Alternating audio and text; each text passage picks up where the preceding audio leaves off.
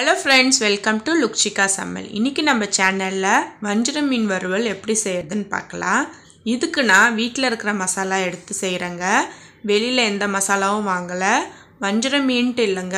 உங்களுக்கு எந்த மீன் கிடைக்குதோ அந்த மீன்ல இந்த மாதிரி மசாலா வச்சு செஞ்சு பாருங்க. வாங்க அதுக்கு தேவையான பொருள் எல்லாம் பார்த்தலாம். வஞ்சரம் மீன், குழம்பு மிளகாய் தூள், மஞ்சள் தூள், எலுமிச்சைப்பழம், உப்பு, எண்ணெய். எப்படி செய்யறதுன்னு பார்த்தலாம்.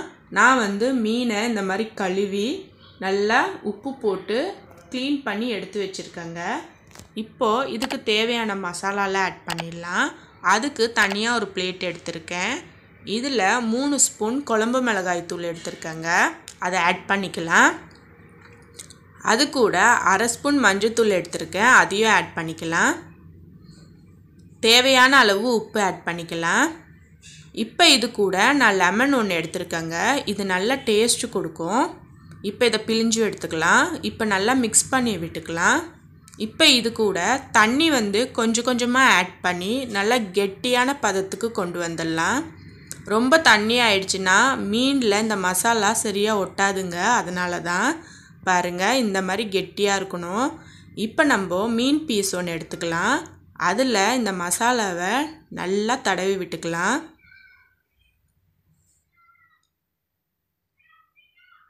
மீன் ஃபுல்லாக தடவி விடுங்க. பாருங்கள் இந்த மாதிரி. இப்போ இதை நம்ம தனியாக எடுத்து வச்சுக்கலாம். இதே மாதிரி எல்லா மீன் துண்டுங்கள்லையும் மசாலா தடவி எடுத்து வச்சுக்கலாங்க. இதை வந்து நான் இப்போது 1/2 ஹவர்லேருந்து 1 ஹவர் வரைக்கும் ஊற விட போகிறேங்க.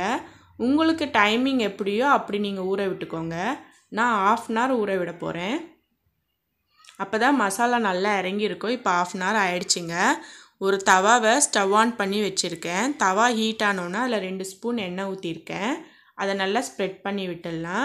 விட்டுட்டு இப்போ அதில் மீனை ஆட் பண்ணிக்கலாம். நான் ஒரு பீஸாக ஃப்ரை பண்ணி எடுக்க போகிறேன். மீனை ஆட் பண்ணிவிட்டு ஸ்டவ்வை மீடியம் ஃப்ளேமில் வச்சுடுங்க.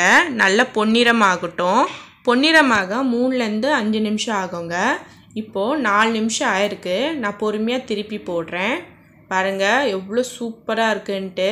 இதே மாதிரி பின்னாடியும் நல்லா வேகட்டும். அதுக்கும் ஒரு 3லேருந்து 5 நிமிஷம் ஆகும். நல்லா கலர் சேஞ்ச் ஆகட்டும். ஐயில் வச்சு செஞ்சுனா மேலே கருகிடும், உள்ளே வேகாத மாதிரி இருக்குங்க. அதனால் மீடியம் ஃப்ளேமில் வச்சே செய்யுங்க.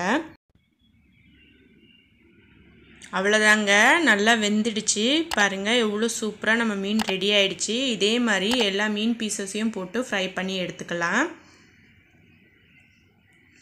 நீங்களும் இதை செஞ்சு பார்த்துட்டு எப்படி இருக்குன்னு எனக்கு மறக்காமல் கமெண்ட் பண்ணுங்கள். இந்த வீடியோ பிடிச்சிருந்தா லைக் பண்ணுங்கள், ஷேர் பண்ணுங்கள். மறக்காமல் லுக்ஷிகா சமையலை சப்ஸ்கிரைப் பண்ணிக்கோங்க.